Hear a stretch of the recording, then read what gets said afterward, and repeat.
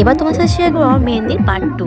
এখানে দেখো মেহেন্দি পড়া অলমোস্ট কমপ্লিট হয়েছে এক হাতে, মানে সোজা পিঠে। অনেকটা দেরি হয়ে গেছিলো, যার কারণে আমার হাত নিয়ে 3-4 জন মিলে বসে পড়েছিল।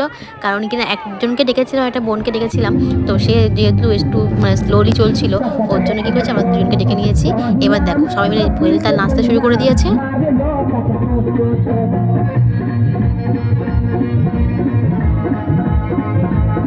এবার শুরু হবে আমাদের ফটো সেশন, মানে ফটো তুলছিলাম। এখানে বলছিল একটু স্মাইল করতে, সবাই মিলে কথা বলে স্মাইল করো। তো জানো তো ঢং করতে বললে মেয়েরা কিসে কমতি আছে, তো সেটাই চলছিল।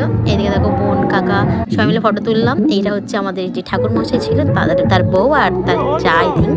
এবার ছিল দাদা বৌদি, মানে এটা আমার পিসির ছেলে আর ছেলের বউ। হ্যাঁ, তো এখানে আমি হালকা ইমোশন হয়ে গেছিলাম, তোমরা দেখতে পাবে।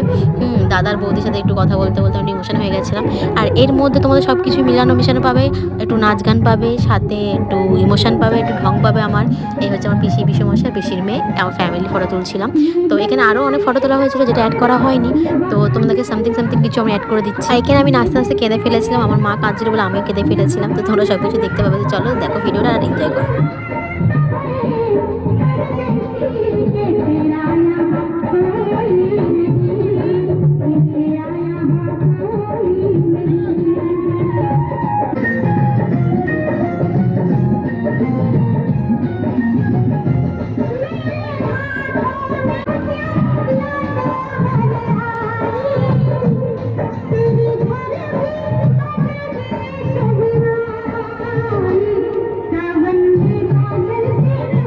এবার চলে আসলো আমার ঢং করার মোমেন্ট। মানে হচ্ছে আমি একটু পোজ দিয়ে ছবি তুলছিলাম, ভিডিও করছিলাম, আর এগুলো তো না করলে নয়।